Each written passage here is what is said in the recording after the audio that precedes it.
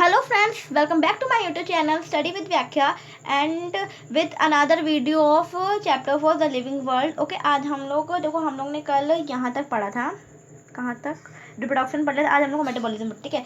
चलो metabolism start करने से पहले थोड़ा एनर्जेटिक हो जाए अपनी, जो मतलब हम बोर हो जाते हैं कि हम लोग जब किताबें पढ़ते हैं तो बोर हो जाते हैं, ठीक है। तो हम लोग उस बोर बिल्कुल नहीं होना है, एकदम एनर्जेटिक, एकदम स्ट्रेट बैठ जाओ, बैकबोन सीधी करके सब बच्चा लोग बैठ जाए और एकदम एनर्जेटिक होके, ठीक है, एनर्जेटिक होके हम लोग स्टार्ट करेंगे। मेटाबॉलिज्म होता क्या है इसके बारे में पता करेंगे, और ये भी क्या कैरेक्टरिस्टिक्स है लाइफ की, ये भी एक कैरेक्टरिस्टिक्स है, और वो पता करेंगे क्यों कैरेक्टरिस्टिक्स है लाइफ, ठीक है। देखो ऑल लिविंग ऑर्गेनिजम्स, देखो ये वाली लाइन में हम लोग, ये वाली, ठीक है, हम लोग ये वाली लाइन में देखो हम लोग इसमें क्या है कि all living organisms are made of chemicals, these chemicals small and big belonging to various classes, sizes, functions etcetera are constantly being made and changed into some other biomolecules. These conversions are chemical reactions or metabolic reactions. These are thousands of metabolic reactions occurring simultaneously inside all living organisms. देखो इसमें एक आ गया कि जितने भी living organisms हैं वो किसके बने हुए हैं, केमिकल्स के बने हुए हैं, ठीक है, जितने भी हैं। तो ये हम कह सकते हैं कैरेक्टरिस्टिक, ठीक है, ये कैरेक्टरिस्टिक है, जितने भी लिविंग ऑर्गेनिजम्स हैं वो केमिकल के बने हुए हैं। हम छोटे से लेके बड़े थे, क्योंकि ये जो केमिकल्स है स्मॉल भी है बिग भी है। देखो स्मॉल भी बिग भी को हम लोग जैसे कि मैक्रोमोलिक्यूल्स और माइक्रोमोलिक्यूल्स हम लोग पढ़ेंगे आगे। ये एक चैप्टर है बायोमोलिक्यूल्स चैप्टर, इसी में उसके अंदर हम लोग पढ़ेंगे, ठीक है।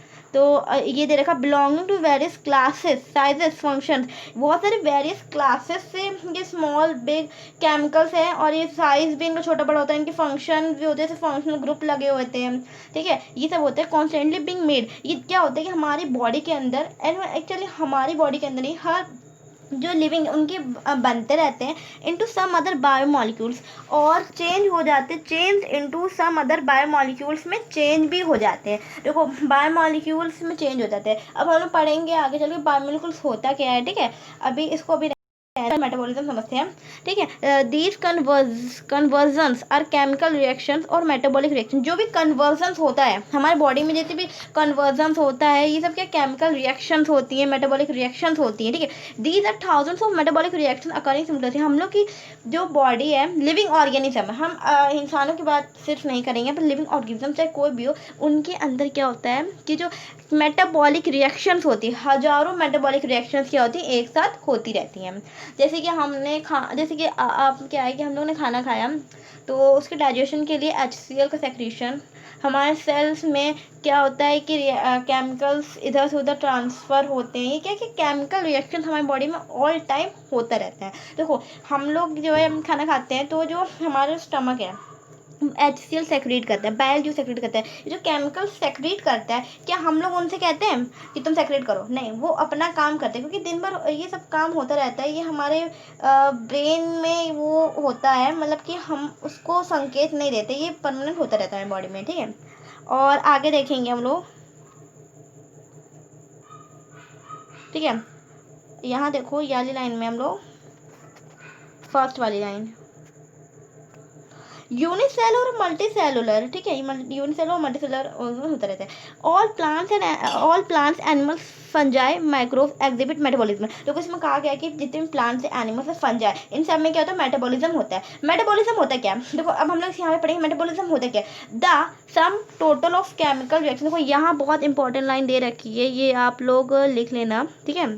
देखो यहाँ दे रखा है the sum total of all the chemical reaction, जितने भी केमिकल रिएक्शन, जितनी भी टोटल यानी कहते हैं सम टोटल ऑफ जितने भी केमिकल रिएक्शन होती है अकरिंग इन अवर बॉडी, हमारी बॉडी में जितने भी केमिकल रिएक्शन होती है वो क्या होती है, उसे मेटाबॉलिज्म कहते हैं, ठीक है।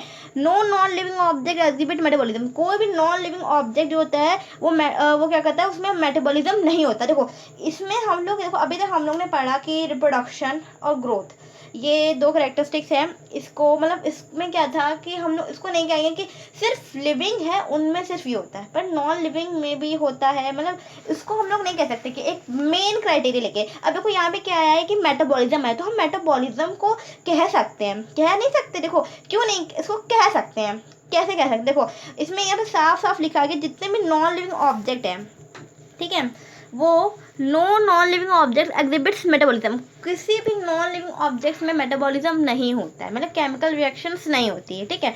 अब देखो क्या है अब ये जो लाइन है ना, ये चीज़ अच्छे से अपने नोट्स में डाल लेना, ठीक है, इसको पढ़ लो अच्छे से। मेटाबॉलिज्म क्या होता है, आपसे किसी ने पूछ लिया कि बेटा मेटाबॉलिज्म क्या होता है, तो आप बता दें जितनी भी केमिकल रिएक्शंस होती हैं हमारी बॉडी में होती है या किसी भी लिविंग ऑर्गेनिज्म में, उसे मेटाबॉलिज्म कहते हैं। ओके, अब हम लोग आगे चलते हैं। Metabolic reactions can be demonstrated outside the body. अब देखो यहाँ पे बहुत अच्छी सी बात की गई है कि हमारे वो मेटाबॉलिक रिएक्शंस जो होती है, मेटाबॉलिक रिएक्शंस मतलब ये होता है कि मेटाबॉलिक में जितने भी केमिकल रिएक्शंस होना, ठीक है, हमारे बॉडी में होना, ठीक है। अब यहाँ पे कहा गया है कि आउटसाइड बॉडी, बॉडी के तो आउटसाइड भी तो होती हैं इन सेल फ्री सिस्टम में, देखो कैसे। एंड आइसोलेटेड मेटाबॉलिक रिएक्शंस, जो आइसोलेटेड मेटाबॉलिक रिएक्शंस हैं, एक मिनट, हाँ हम लोग कहाँ थे, हम यहाँ पे देखो ये वाली लाइन में आइसोलेटेड मेटाबॉलिक रिएक्शंस, देखो ये वहाँ पे outside the body of an organism. देखो ऑर्गेनिजम्स के बारे में हम लोग देखते हैं क्या होता है आइसोलेटेड, यानी कि अलग, थोड़ा अलग देखा जाए तो मेटाबॉलिक रिएक्शंस होती हैं। अब आप सोचेंगे क्या, ये कैसे, देखो परफॉर्म्ड लिविंग टेस्ट ट्यूब, देखो लिविंग टेस्ट ट्यूब आपने वो पढ़ा ना, टेस्ट ट्यूब बेबी होता है, और एक ये भी होता है कि जो भी टेस्ट ट्यूब होता है उसमें केमिकल्स डाल के क्या होता है केमिकल रिएक्शंस करवाई जाती है। टेस्ट ट्यूब में तो होती है ना, केमिस्ट लैब में जो होते हैं जो केमिस्ट होते हैं वो केमिकल वो क्या कहते हैं इधर उधर केमिकल्स डाल के जो रिएक्शन करवाते हैं। तो उसमें क्या है कि wild metabolism is a defining feature of all living organism without exception. इसमें हम लोग देखो ये मेटाबॉलिज्म को हम लोग क्या कहते हैं, लिविंग ऑर्गेनिज्म की क्या एक फीचर कहते हैं बिना किसी एक्सेप्शन के। Isolated metabolic reactions in vitro are not living organism but purely living organism. तो इसमें कहा गया है कि जितने भी आइसोलेटेड मेटाबॉलिक रिएक्शन, आइसोलेटेड यानी जो अलग आइसोलेटेड रिएक्शन यानी हमारे बॉडी में जितनी भी होती हैं वो नॉन लिविंग जो है, not living things in vitro are not living but purely living reactions होती है। देखो इसमें कहा गया कि देखो केमिकल रिएक्शंस तो टेस्ट ट्यूब में भी तो होती है, टेस्ट ट्यूब में भी केमिकल्स डाल के रिएक्शन कराते हैं, और जो ठीक है तो वो नॉन लिविंग है, ठीक है। अब ये कि अब जो लिविंग थिंग्स है, जो लिविंग ऑर्गेनिज्म उनमें क्या होता है केमिकल रिएक्शंस होती हैं, ठीक है। जो केमिकल रिएक्शंस होती हैं वो लिविंग रिएक्शंस होती है। देखो हम लोग क्या करेंगे बायोमॉलिक्यूल्स जो है इसी में पढ़ेंगे, और ये बायोमॉलिक्यूल्स एक केमिस्ट्री वाले केमिस्ट्री 12th क्लास की केमिस्ट्री है, उसमें भी चैप्टर है, तो हम लोग उसमें पता करेंगे कि जो केमिकल रिएक्शंस होते हैं वो लिविंग में भी होते हैं, और एक्चुअली हम लोग साइंटिस्ट जो होते हैं केमिस्ट होते हैं वो केमिकल रिएक्शंस करते हैं, ठीक है। दोनों के बारे में हम लोग पढ़ेंगे उन चैप्टर में पढ़ेंगे। देखो अभी यहाँ पे देख लो कि जो cellular organization of body is the defining feature of the life form. देखो इसको यहाँ आने से पहले यहाँ ये कंप्लीट कर लो कि जितने भी मेटाबॉलिक रिएक्शंस होती हैं not living things but surely living reactions होती हैं, निश्चित तौर पर लिविंग रिएक्शंस होती है। मतलब ये है कि जो जितने भी मेटाबॉलिक रिएक्शन, देखो हमने तो मतलब ये रखो ध्यान में रखो जो मेटाबॉलिक रिएक्शंस होती हैं हमने क्या पढ़ा अभी कि जितने भी केमिकल रिएक्शंस होती है हमारी बॉडी के अंदर होती है उसे मेटाबॉलिज्म कहते हैं। देखो केमिकल रिएक्शंस हमारी बॉडी के अंदर होती हैं तो उसके साथ साथ हमारे बाहर भी आउटसाइड देखा जाए तो टेस्ट ट्यूब जो होते हैं ना, टेस्ट ट्यूब्स होते हैं, जो ट्यूब्स होते हैं, फ्लास्क होगा, वो केमिस्ट जो होते हैं वो रिएक्शन करते हैं, तो वहाँ पे भी तो केमिकल रिएक्शन नहीं है। बट जो लिविंग में जो केमिकल रिएक्शन होती है वो एक अलग केमिकल रिएक्शन होती है, तो वही ये कैरेक्टरिस्टिक है, ये इसका लिविंग का है। आगे देखते हैं,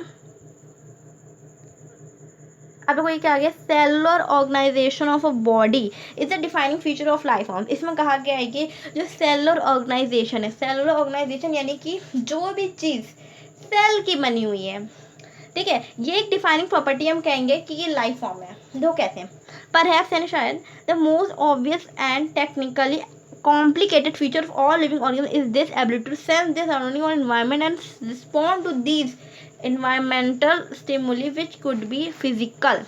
कहा गया है कि जो भी चीज़ लिविंग है, इसमें कहा गया ना जितनी चीज़ें लिविंग है टेक्निकली कॉम्प्लिकेटेड एंड फीचर जितने भी लिविंग ऑर्गेनिजम्स के जो हैं वो हम देखें तो क्या है कि इनमें एक ही कैरेक्टरिस्टिक देखी जाती है कि ये लोग क्या करते हैं कि हम सेंस कर पाते हैं। सेंस यानी कि हम लोग क्या, यदि कोई भी ऑर्गेनिजम्स है जन्म या वो है यहाँ पर, ठीक है, उसके अंदर अगर वो लिविंग है तो वो क्या करेगा, वो वो सेंस कर पाएगा, सेंस करेगा अपने सराउंडिंग्स को, यानी किसी की टेम्परेचर का इफेक्ट उस पर पड़ेगा, जो वगैरह वगैरह ये सब होगा, ठीक है। केमिकल और बायोलॉजिकल, ठीक है, which could be physical, chemical और बायोलॉजिकल, ये तीनों चीज़ को स्टिमुली कर पाएगा। इन्वायरमेंटल स्टिमुली मतलब होता है कि उस चीज़ को फील कर पाए, एक मतलब ये एक मतलब समझ लो, we sense our environment through our sense. हम लोग क्या कहते हैं, जो जो हम लोग हैं, हम लोग अपने इन्वायरमेंट को कैसे सेंस कर पाते हैं, सेंस ऑर्गन्स के द्वारा। प्लांट जो है external factors like light, water, temperature, other organic pollutants external के द्वारा क्या करते हैं, ये रिस्पॉन्ड करते हैं। देखो कैसे, जितने भी फैक्टर्स हैं, लाइट, रोशनी की वजह से प्लांट क्या होता है, ग्रोथ, फोटोसिंथेसिस होता है ऑफ कोर्स, ठीक है। और वाटर चाहिए होती है ग्रोथ के लिए, टेम्परेचर चाहिए होता है। देखो हर पर्टिकुलर जो प्लांट होता है उसको एक परफेक्ट टेम्परेचर चाहिए होता है ग्रोथ के लिए। एंड अदर ऑर्गेन्स, ये क्या है, प्लांट जो है वो भी तो इन्वायरमेंट के साथ क्या होता है, जो जैसा इन्वायरमेंट होता है उसके साथ ये उसको रिस्पॉन्ड कर रहा है, ठीक है। तो ये जो इन्वायरमेंटल जो इफेक्ट्स जो है प्लांट्स के साथ जो हो रहा है, ये जो है लिविंग करेक्टरिस्टिक्स की ये निशानी की वो चीज़ लिविंग है। हम लोग भी हैं, एनिमल्स हैं, हम लोग ह्यूमन बींग्स हैं, हम लोग भी इन्वायरमेंट को क्या करते हैं, फील करते हैं, सेंस करते हैं, ठीक है। तो ये क्या है, ये एक करेक्टरिस्टिक्स है किसकी, लिविंग की। अब देखो, all organisms from the prokaryotes to the most complex you can sense. देखो ऑल ऑर्गेनिजम्स हैं फ्रॉम प्रोकैरियोट्स से लेकर जो मोस्ट कॉम्प्लेक्स यूकैरियोट्स तक है वो सेंस कर पाते। देखो बैक्टीरिया से लेके बड़ा एनिमल ले लो, ह्यूमन बींग ले लो, ये जितने भी एनिमल्स है वो सेंस कर पाते। देखो बैक्टीरिया में देखो हम लोग रिप्रोडक्शन देखते हैं, ग्रोथ देखते हैं, उसमें सेल डिवीजन होता है, ठीक है। वो एक्चुअली वो बैक्टीरिया जो है इन्वायरमेंट के साथ अपना ग्रोथ भी करता है। तो बैक्टीरिया से लेके ह्यूमन बींग्स तक, क्या ह्यूमन बींग्स तो ये सब तक करता ही करता है, ठीक है। तो ये क्या है, एक कैरेक्टरिस्टिक है जो बताती है हमको कि जो है ये इन्वायरमेंट को क्या करे, रिस्पॉन्ड करवा रहे हैं। देखो photo period effects, photo period effects क्या होता है, फोटो पीरियड इफेक्ट्स मतलब वही जो रिप्रोडक्शन इन सेक्सुअल ब्रीडर्स में होता है।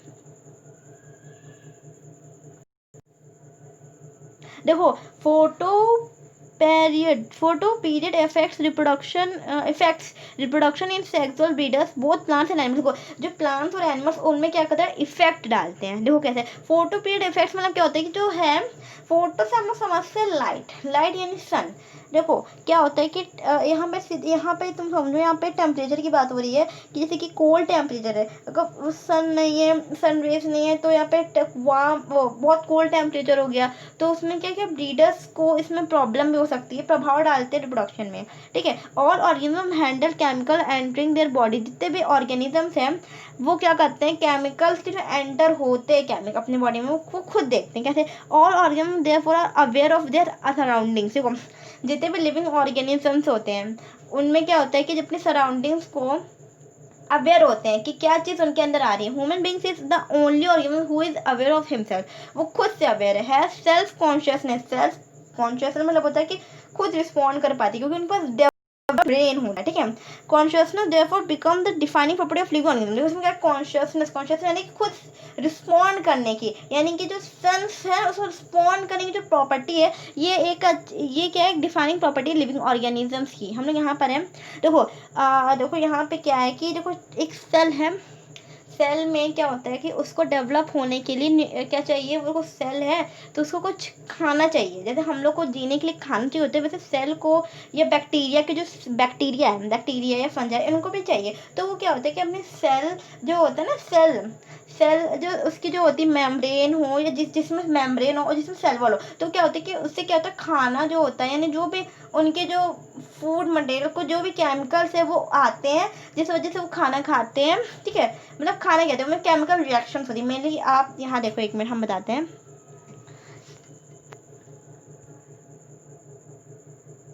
देखो ये एज्यूम करो ये तुम्हारा सेल है, ठीक है। ये जो है इसकी वॉल है, ये वॉल है इसकी, ठीक है। वॉल या तो देखो कुछ ऑर्गेनिजम्स में वॉल नहीं होती है और कुछ में वॉल पाई जाती है, ठीक है। मेनली प्लांट्स में सेल वॉल होती है, ठीक है, सेलुलोज की बनी होती है। देखो ये देखो बहुत सारे जो है ये सेल्स आपस में यहाँ पर होते हैं, जुड़े रहते हैं ऐसे ऐसे, जैसे मान लो बैक्टीरिया है, बैक्टीरिया के सेल्स हैं, ठीक है। इनको क्या करना है, इनको डेवलप होने के लिए, सेल डिवीज़न करने के लिए क्या चाहिए होता है, इनको सेल डिवीज़न करने के लिए क्या चाहिए होता है, इनको भी तो खाना चाहिए होगा। तो खाना यानी कि इनके खाना क्या है, इनका फूड क्या है, केमिकल्स। जो केमिकल्स जो भी ये लेते हैं, जिसे मेटाबॉलिक, जितने भी मेटाबॉलिज्म रिएक्शंस होती हैं इनके अंदर, ठीक है। तो ये कहाँ से लेंगे, जो तुम्हें जो दिख रही है ना, ये जो कनेक्ट है, ये कैसे कनेक्ट है, एक मिनट, ये आपस में कैसे कनेक्टेड है, इस चीज़ से कनेक्टेड है नहीं, ये कनेक्टेड है। तो यहाँ पे क्या होता है कि सेल वॉल से जो जितना भी जो फूड मटेरियल होता है, इस सेल से इस सेल में सेल वॉल हो या सेल मेम्ब्रेन हो जिसमें पाया जाता है, इससे क्या होता है, यहाँ से यहाँ आता है, फिर और ये ऐसे ट्रांसफ़र होता है, जिससे क्या होता है कि ये देखो, ये अपना भोजन जो है ले पाते हैं। सेल्स जो बैक्टीरिया होते हैं, फंजाई होते हैं, ठीक है, इन सब में होता है, और सब में जो होते हैं, ठीक है, जो यूनिसेलर है, ठीक है, मल्टीसेलर, यूनिसेलर मेनली, ठीक है, यूनिसेलर और मल्टीसेलर में भी ऐसे ही ट्रांसफ़र होता है जो भी केमिकल है, ठीक है। तो इसमें ये बताया गया है कि देखो ये लोग ये सब कैसे कर पाते हैं, क्योंकि ये लोग ये क्या कहते हैं, स्टिमुली यानी कि इन्वायरमेंट से रिस्पॉन्ड कर रहे हैं, तभी तो ये सब कर पा रहे हैं। जब इन्वायरमेंट कर पा रहे हैं, इन लोगों को पता चल रहा है कि यहाँ से फूड मटेरियल आएगा, तो वो अपनी सेल वॉल को हटा रहे हैं या अपनी सेल मेम्ब्रेन को पास करने के लिए, तो ये क्या कर रहे हैं कि स्टिमुली कर रहे हैं। स्टिमुली यानी कि अपने से मतलब कि उस पर रिएक्ट कर रहे हैं, रिस्पॉन्ड कर रहे हैं। तो ये क्या कैरेक्टरिस्टिक्स है, क्या कैरेक्टरिस्टिक्स है, किसकी कैरेक्टरिस्टिक्स है, लिविंग की। आगे चलते हैं, देखो फटाफट ये टॉपिक कंप्लीट हम लोग का, ये कल हम लोग यहाँ से देखेंगे, आज ये फटाफट कंप्लीट कर लेते हैं। डिफाइनिंग प्रॉपर्टी ऑफ, ठीक है। अब यहाँ देखो क्या इसमें मेन चीज़ दे क्या रखी है, देखो आप लोगों को जो चैप्टर लिविंग वर्ल्ड, इसमें ज़्यादा परेशान होने की करते हैं, इसमें कुछ है, कुछ भी नहीं है। आप लोगों को कुछ ज़्यादा पढ़ना इसमें नहीं है, कि आप लोग बस क्या रखें, एक बार बस आप लोग जो मैं पढ़ा रही हूँ उसको अच्छे से समझ लो, आपको दोबारा पढ़ने की ज़रूरत नहीं पड़ेगी, ठीक है। बस आप समझ लो अच्छे से, एकदम जैसे कहानी पढ़ते हैं ना, कहानी स्टोरी जैसे होते हैं, कि स्टोरी जैसे कि आपका किसी दोस्त है तो आपको कोई कहानी बताता है कि यार वो वहाँ पे ऐसा था, तो वैसे आपको चैप्टर पढ़ना है, ठीक है। कोई भी चैप्टर आप ऐसे ही पढ़ा करो, देखो आप बिल्कुल बोर ना होकर, बिल्कुल भी बोर मत हो, एकदम एंजॉयमेंट की तरह आप लोग पढ़ा करो, तो बहुत मज़ा आएगी। तो आप लोग को खुद मन करेगा कि मुझे अब पढ़ना है, आपके अंदर खुद वो फीलिंग आएगी कि आज मुझे ये चैप्टर पढ़ना है, ठीक है। तो बिल्कुल बोर मत हो ना, और बहुत एनर्जी के साथ दिमाग खोल के पढ़ाई करो, ठीक है। अब देखो हम लोग यहाँ पर हैं, यहाँ पर आते हैं, वाली लाइन पे है, फर्स्ट वाली लाइन पे, ठीक है, फर्स्ट वाली लाइन पे, when it comes to human being, अगर ह्यूमन बीइंग्स में आए, it is all the more difficult to define the living state. ये बहुत डिफिकल्ट हो जाएगा लिविंग स्टेट को डिफाइन करना। We observe patients lying in coma in hospital, देखो कैसे कहा गया है कि अगर ह्यूमन बींग्स में आते तो ये बहुत डिफिकल्ट हो जाएगा कि लिविंग स्टेट को डिफाइन करना। अब देखो कैसे यहाँ पे दे रखा है कि we observe patients lying in coma in hospitals. Hospital में देखिए क्या होता है कि कोई पेशेंट कोमा में चला गया, ठीक है, वर्चुअली सपोर्टेड बाय मशीन्स की तरह सपोर्ट है, विच रिप्लेस हार्ट एंड लंग्स। वो हार्ट और लंग्स काम नहीं करते, मशीन से कनेक्टेड है, तो बेचारा वो कर रहा है, ठीक है। तो पेशेंट जो है अदरवाइज ब्रेन डेड, अदरवाइज को ब्रेन डेड हो जाए, तो patient has no self consciousness, तो खुद से वो सेल्फ कॉन्शियस नहीं कर पाएगा, कुछ भी फील नहीं कर पाएगा, ठीक है।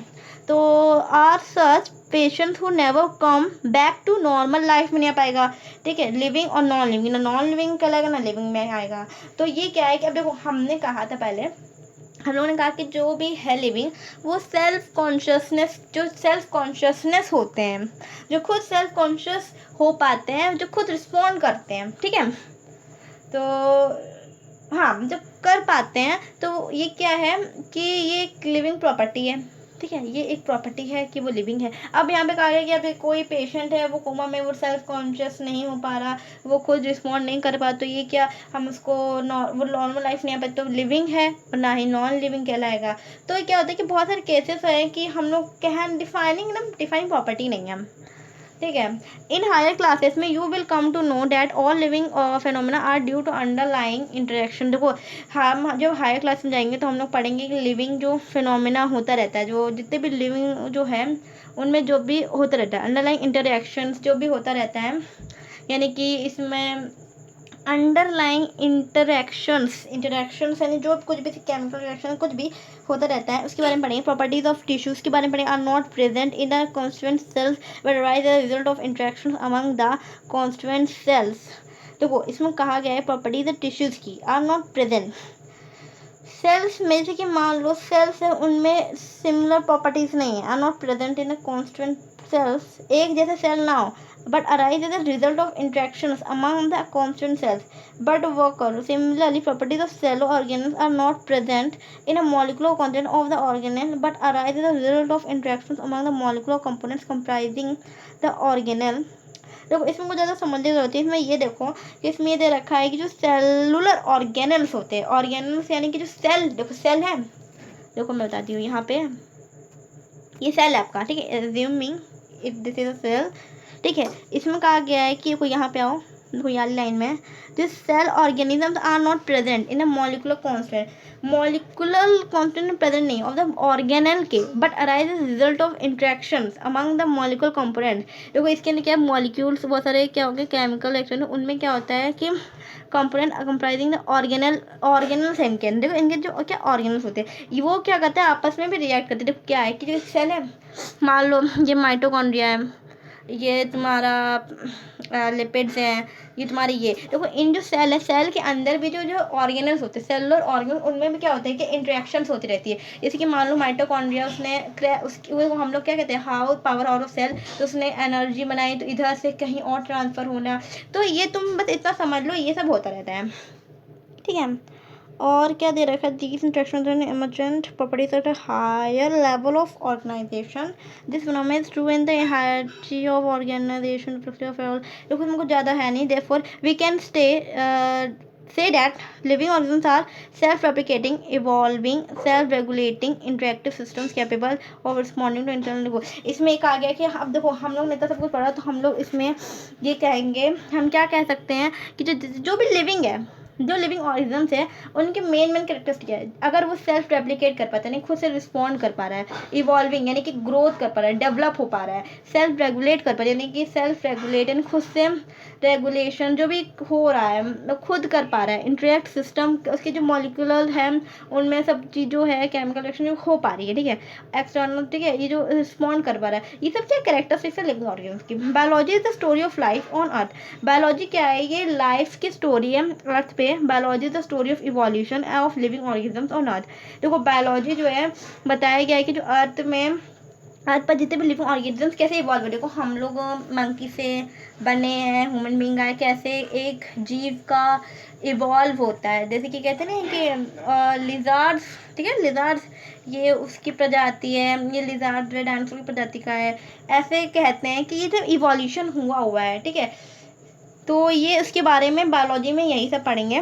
All living organism present past and future में जितने भी वे आपस में कनेक्टेड है by sharing of common genetic material, but to varying degrees. उनको बस क्लासेस में बांटा गया है, उनकी कुछ प्रॉपर्टीज कैरेक्टरिस्टिक्स के हिसाब से, वरना ये सब क्या है जेनेटिक मटेरियल के ऑफ द कॉमन जेनेटिक, देखो कहा गया कि जिनका जेनेटिक मटेरियल कॉमन था तो उनको ऐसे बांट देगा, शेयरिंग कॉमन जेनेटिक मटेरियल, उनको एक जगह रखा गया।